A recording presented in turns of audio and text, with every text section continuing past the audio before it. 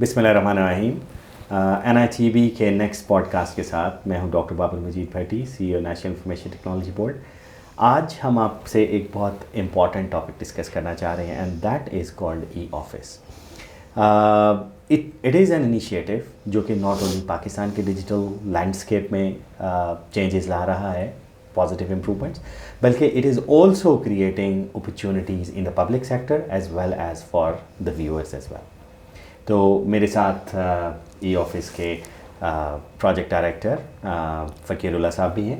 अस्सलाम वालेकुम सर, कैसे आप? ठीक, अल्लाह के अच्छा, आज हम ना डिस्कस करना चाह रहे हैं कि ई-ऑफिस जो हमारा इनिशिएटिव है, सबसे पहले तो ये बताइएगा कि ये है क्या, हाउ इट इज़ हेल्पिंग, आपका जर्नी क्या है, तो थोड़ा सा एक्सप्लेन करें पहले इस सिस्टम को। जी, ई-ऑफिस जैसे नाम से इंडिकेट करता है कि एक इलेक्ट्रॉनिक मैकेनिज़्म है गवर्नमेंट की जो ब्यूरोक्रेटिकल चैलेंजेस हैं या वर्क फ्लोज है उसको ऑटोमेट करने के लिए। सिंपल अल्फाज में अगर मैं कहूँ तो जो हम दफ्तर में फ़ाइल वगैरह इस्तेमाल करते हैं, नोटिंग करते हैं, उसकी कॉरेस्पॉन्डेंस होती है, एक इदारे से दूसरे इदारे को ख़त बज़रिया डाक या बज़रिया राइडर जा रही होती है, इस सारे प्रोसेस को हमने ऑटोमेट किया हुआ है। और इसकी अगर हम जर्नी की बात करें तो ये कंसेप्ट स्टार्ट हुआ था सन 2007 में, और वहाँ से ये जर्नी स्टार्ट हुई। इसमें काफ़ी उतार चढ़ाव आए, फेलियर आए, सक्सेस आई, और आज अल्हम्दुलिल्लाह हम इस स्टेज पे हैं। तफसील हम आगे इसमें बताएंगे, लेकिन आज का अगर हम स्टेटस बताएं तो इस वक्त अल्हम्दुलिल्लाह ई-ऑफिस एक नए रूप में और एक नए फंक्शनलिटी के साथ पूरे फेडरल गवर्नमेंट में, बल्कि इसके अलावा भी कई ऐसे इदारे हैं जो फेडरल के अलावा भी हैं, वहाँ पे भी सक्सेसफुली एग्जीक्यूट हो रहा है। अच्छा, ये बात आपने बिल्कुल सही की कि क्योंकि मैं भी जब फर्स्ट टाइम पाकिस्तान आया 1.5 साल पहले, और मैंने सुना कि एक ई-ऑफिस है जो कि 2007 से चल रहा है, और ये बड़ी कॉमन कन्फ्यूजन रही जी, अनटिल के वी सॉल्व दिस। इसमें थोड़ा बताएं कि वो जो 2007 से चल रहा है और ये है, ये एक ही है, ये मुख्तलिफ चीज़ें, ये क्या है, इसका ज़रा डिफरेंशिएट करें जी। इसकी मेरे ख्याल में क्लैरिटी ज़रूरी है। कंसेप्ट ज़रूर 2007 में स्टार्ट हुआ था, लेकिन उसमें चैलेंजेस बहुत ज़्यादा थे। टेक्नोलॉजी का वजह थी, लोगों की एडॉप्शन की वजह थी, जिसकी वजह से वो सिस्टम मुकम्मल तौर पे हमने कहने के नाकारा करवा दिया था 2021 के एंड तक।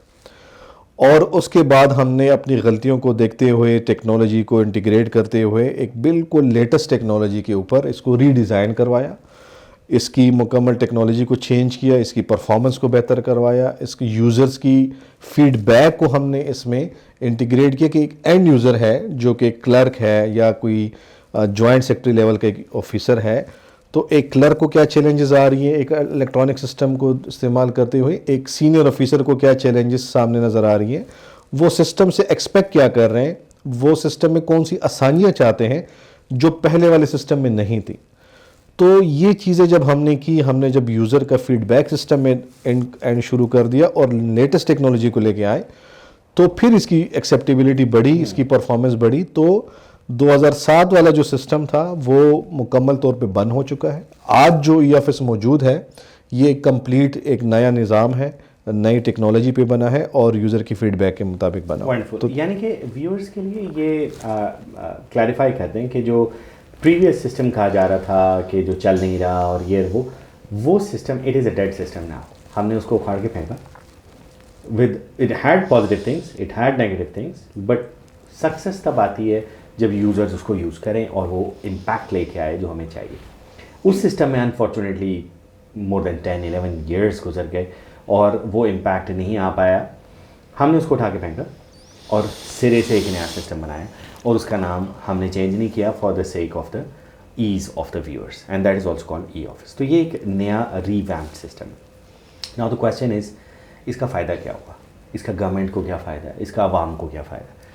तो गवर्नमेंट को जब आपने इसमें इम्प्लीमेंट किया, तो अब चले इस क्वेश्चन को भी मैं थोड़ी देर के लिए पॉज करता हूँ। पहले हम ये समझते हैं कि इसके अंदर है क्या, इसके फीचर्स क्या हैं, ताकि हम फिर देखें कि उनका फ़ायदा क्या है। तो आप थोड़ा सा एक्सप्लेन करें ज़रा कि ई-ऑफिस में क्या फ़ीचर्स हैं। जी, ई-ऑफिस में सबसे जो अहम फ़ीचर है वो ये है कि अब आपको कोई भी ख़त, कोई भी डॉक्यूमेंट, कोई भी फ़ाइल फिज़िकली कहीं पे भिजवाने की ज़रूरत नहीं है। यानी तमाम डिवीज़न, जितने भी इदारे, जो भी इदारा ई ऑफिस यूज़ करना चाह रहा है वो इंटरकनेक्टेड है।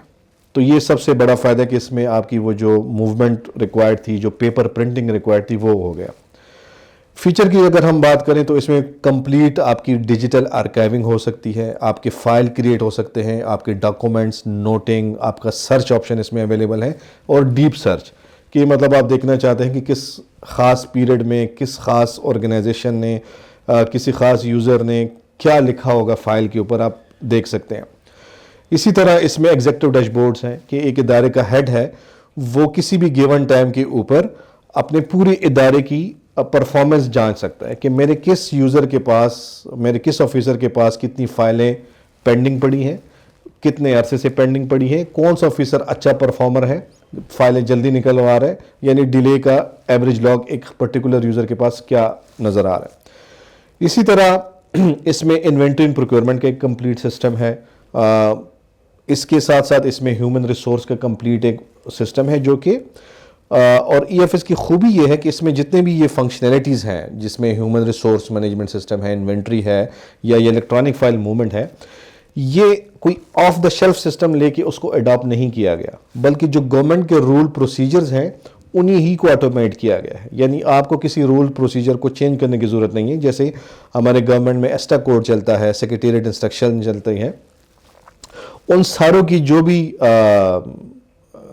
कंडीशंस होती हैं वो ई ऑफिस आपको ऑटोमेटिकली अप्लाई करवा लेते हैं। वंडरफुल। अच्छा, इस बात को फिर मैं अपने मैनेजमेंट पर्सपेक्टिव से ज़रा लोगों को बताता हूँ कि देखें, आज से चंद माह पहले तक जब पेपर के ऊपर फाइल्स चल रही थी और पार्शली ई ऑफिस सिस्टम भी यूज़ हो रहा था, तो फ़र्क जो फ़कीरुल्लाह ने अभी एक्सप्लेन किया है वो ये है कि जब आप मैनुअली लिखते हैं, एक ह्यूमन है जब वो हाथ से एक फ़ाइल के ऊपर लिखता है तो एक दिन में कितने केसेस निकाल लेगा? 5 निकाल लेगा, 6 निकाल लेगा, इससे ज़्यादा प्रैक्टिकली मुश्किल होता है। 10 निकाल लेगा, बड़ा एफिशिएंट होगा, ओवर टाइम करेगा। अच्छा, उसके बाद जब वो फ़ाइल पे वो केस निकालते हैं तो उसके बाद वो फ़ाइल बंद होती है, वो डिस्पैच सेक्शन में जाती है, वहाँ से रेलेवेंट ऑफिसर को जाती है, और अगर वो किसी और डिपार्टमेंट या मिनिस्ट्री के अंदर है तो उस फाइल को मूव करने के लिए वो राइडर जाता है, तो 1, 2 अप टू 3 डेज़ तो नॉर्मली डिस्पैच में लग जाते हैं। फिर दूसरा रिसीविंग साइड उसको खोलता है, उस पर कंसिडरेशन करता है। तो ये वो मैनुअल प्रोसेस में पेजेस तो जा रहे हैं, लेकिन आप वो टाइम इनएफिशिएंसीज देखेंगे कितनी ज़्यादा होती हैं। जब हमने I don't need to over preach the electronic system, हम इलेक्ट्रॉनिक 2025 में इलेक्ट्रॉनिक सिस्टम को अच्छी तरह से जानते हैं, तो ऑफ कोर्स इसके बेनिफिट्स आते हैं। लेकिन प्रॉब्लम इस वक्त ये होती है कि गवर्नमेंट सेक्टर के अंदर इस चेंज को लाना, more than a technology issue, it is N adoption issue. क्योंकि जब वो पेपर सेव होते हैं, वो सारा कुछ होते हैं, on the other side the user has to be technology savvy as well, and the users are sometimes comprehensive as well. तो लोगों के क्या कंसर्न्स थे जब आप उनके पास लेके सर देखें अब आपको इसको इलेक्ट्रॉनिकली करना है, तो लोगों ने आपको वेलकम किया या लोगों ने आपको चैलेंजेस, आप मतलब क्या चैलेंजेस आपका? ये बड़ा अच्छा और बड़ा कॉमन क्वेश्चन है। हम जब भी पर्टिकुलरली जब कि भी जहाँ पे पहले से नहीं होता था, नए इदारे में जब भी ये ऑफिस लेके जाते थे तो मिला जुला रुझान होता था। मतलब कुछ लोग जो आईटी को जानते थे, जो आईटी सेवी होते थे, उनकी तरफ से तो बड़ा वार्म रिस्पांस भी आता था कि जी हम चाहते हैं कि ये इम्प्लीमेंट हो, क्योंकि उनको सर्च वगैरह की फैसिलिटी मिल जाती, ऑन डेस्क उनको कोई चीज़ ढूंढनी नहीं पड़ती थी, वो सिस्टम के अफादियत को समझते थे। प्रॉब्लम हमें ज़्यादातर वहाँ पे आती थी जो हमारा क्लरिकल स्टाफ होता है, जिनका काम डायरी रजिस्टर मेंटेन करना और इस तरह के काम है, तो उनको एक खदशा लगता था कि शायद ये नए सिस्टम आने से हमारी नौकरी ही ना चली जाए, क्योंकि हम तो जो काम कर रहे हैं वो एक डायरी रजिस्टर करना, उसका ख़त लिखना, लिफाफे बनाना, प्रिंटिंग करना, ये सारे काम है, वो अब सारे काम ऑटोमेट हो गए, तो उनको एक खदशा होता था। तो फिर हमने क्या किया कि हमने उनको बाकायदा चेंज मैनेजमेंट की और एप्लीकेशन के ऊपर ट्रेनिंग दी, उनको उनका रोल समझाया। आपको रेजिस्टेंस जो थी वो ऊपर से नहीं, एक्चुअली नीचे से जो एक्चुअल स्टाफ जिसने काम करना है उनकी साइड से मैसिव रेजिस्टेंस रही शुरू में। इट कैन बोथ, मतलब दोनों तरफ से कभी हो जाती थी। आपको सिस्टम में हर तरह के लोग मिलते हैं, बाज़ औक़ात सीनियर लेवल पे भी एक रेजिस्टेंस होती है।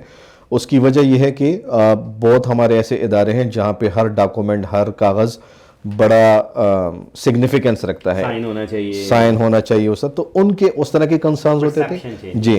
तो वो जब हमने इनको सिस्टम समझाया, जब उन्होंने यूज़ किया, उनको ट्रेनिंग्स दी हमने, तो उससे ये हुआ कि वो कंसर्न आहिस्ता आहिस्ता ख़त्म हो गए। और पर्टिकुलरली जब हमारे पास टॉप मैनेजमेंट, पर्टिकुलरली जब प्राइम मिनिस्टर लेवल की सपोर्ट आई, तो उससे ये खदशात मज़ीद दूर हो गए। और वही लोग जो पहले सिस्टम के नाकिदीन में से होते थे, अब वो लोग इसकी अफादियत समझ के अब उसको यूज़ कर रहे हैं। That was a change management and transformation in the true sense, जिसमें सिर्फ टेक्नोलॉजी को रोल आउट करना नहीं था, बल्कि एक्चुअली लोगों को हैंड होल्डिंग करना। एंड आई कैन रिकॉल के there have been more than 30,000 training provided to the individuals only within the government, federal government sector, और अभी प्रोविंसेस की बात भी रहती है। अच्छा, एक चीज़ मेरा ख्याल है, क्योंकि हम इस पर ब्रीफ ही सेशन आज करना चाह रहे थे, डिटेल फिर करेंगे इंशाल्लाह, लेकिन एक चीज़ जो हमें यहाँ पे मेरा ख्याल हाईलाइट करनी चाहिए वो ये कि जो हमारा अभी एक्सपीरियंस पास्ट 3-4 महीने को अगर हम देखें, तो हमने एक ऐसी इंटरवेंशन की जिससे वी कैन से कि कंट्री की decision making efficiency has improved, और वो है आपका ई समरी फीचर। जी बिल्कुल। तो दैट वाज, बल्कि व्यूज़ आपसे ये शेयर करना बड़ा ज़रूरी है कि मैं और फ़कीरुल्लाह हम एक दिन बैठ के ये बात कर रहे थे कि देखें, हम स्ट्रेटेजिक इंटरवेंशंस करना चाह रहे हैं। हमारी पाकिस्तान में decision making happens through the summary which are moved by the secretary to the minister, the ministry to the cabinet to the prime minister, जो ये वर्क फ्लो है।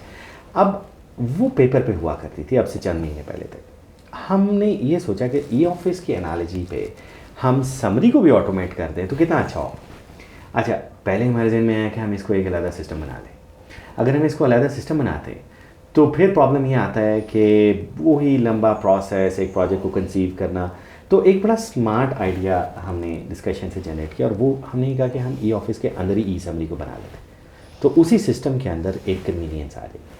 अच्छा, ई समरी का फीचर जब हमने बनाया तो interestingly, first of all prime minister साहब रियली अप्रिशिएटेड इट, गवर्नमेंट में कैबिनेट सेक्रेटरी साहब he really appreciated it.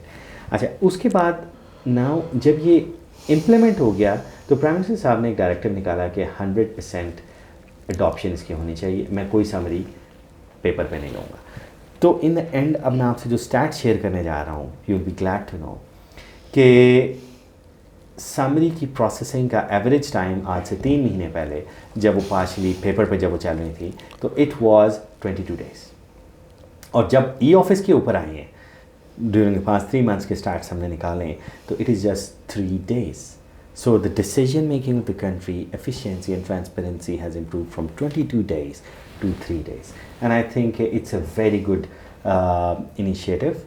Or I would like to thank right from the Prime Minister Saab to all the government officers, the ministers, the departments, secretaries, जिनके cooperation से ये change management possible हुई। वरना it is technologically simple, लेकिन implementation wise it's not a simple project. And पे फ़कीरुल्लाह मैं ये आपसे डिस्कस करना चाहूँगा कि using this e-governance tool, e-office, हम क्या अपनी व्यूअर्स को एक मैसेज दें कि अपने करियर में क्या ढूंढें, अपने करियर को कैसे इम्प्रूव कर सकते हैं यूजिंग दिस आइडिया, क्या स्किल लर्न करें, क्या करें? जी, यूथ के लिए एक तो ये कि हमारे पाकिस्तान में ऑलरेडी जो इंडस्ट्री है और जो एकेडेमिया, उनमें गैप बहुत ज़्यादा है कि जो गवर्नमेंट को जो रिक्वायरमेंट होती है हमें यूजुअली मार्केट से वो रिसोर्स नहीं मिल रहे होते। जैसे अभी अगर हम सिर्फ ई ऑफिस की बात करें तो हमारे पास मार्केट में ई गवर्नेंस के रिसोर्स बड़े कम मिल रहे हैं। तो ई ऑफिस जैसे सिस्टम, इसमें टेक्नोलॉजी तो इन्वॉल्व है ही, वो तो पाकिस्तान में अल्हम्दुलिल्लाह आईटी के अच्छे ग्रेजुएट प्रोड्यूस हो रहे हैं, लेकिन जो डिफिशेंसी आ रही है वो ये आ रही है कि जब एक ग्रेजुएट आता है उसको गवर्नमेंट की वर्किंग का बिल्कुल अंदाज़ा नहीं होता, उनको इंटरप्राइज लेवल के सलूशनों का नहीं पता होता कि एक इंटरप्राइज लेवल सलूशन उसकी क्या अफादियत होती है, उसकी क्या रिक्वायरमेंट्स हो सकती है, वो हम इंडिजिनसली कैसे डेवलप कर सकते हैं। तो ई ऑफिस में भी हम बाज़ औक़ात बाहर की टेक्नोलॉजी पे डिपेंडेंट हो जाते हैं। और सम टाइम हमें अपनी टेक्नोलॉजी को सिर्फ और सिर्फ इसलिए रिवैम्प करना पड़ता है कि वो टेक्नोलॉजी या तो इंडिया एक्वायर कर लेता है या इस तरह की और ऐसे ममालिक जहाँ से पाकिस्तान के अच्छे टर्म्स नहीं होते, तो हमारे पास वहाँ पे इंडिजिनस सोल्यूशन की एक बड़ा फुकदान रहता है। तो यही एक है कि ई गवर्नेंस के ऊपर हमारी यूथ को आना चाहिए, इसका स्कोप भी बहुत ज़्यादा है। और ई गवर्नेंस को एग्जीक्यूशन के लिए जो टूल्स और जो टेक्नोलॉजी रिक्वायर्ड होती है तो उसमें ज़रूर आना चाहिए। मार्केट में इसका काफ़ी गैप इस वक्त मौजूद है। और इसके साथ साथ साइबर सिक्योरिटी, क्योंकि जब आप इस तरह के सॉल्यूशंस लेके आते हैं तो फिर आपके मुख्तलिफ ममालिक और इंडिविजुअल्स भी आपके सिस्टम के ऊपर अटैक्स करते हैं। तो साइबर सिक्योरिटी, ई गवर्नेंस और ERP सॉल्यूशंस, ये मैं समझता हूँ कि इस वक्त पाकिस्तान की मार्केट में और गवर्नमेंट के सेक्टर में पर्टिकुलरली एक नीड है, और इस नीड को हम जितना जल्दी कवर कर सकें उतना हमारी कंट्री के लिए बेनिफिशियल होगा। Well said. और मेरी साइड से भी जो फीडबैक है टू द व्यूअर्स, मैं आपको ये कहूँगा कि आई नो कि पाकिस्तान में we have a very good talent, I have seen it, but I also know कि they are looking for opportunities जो कि नहीं मिल रही।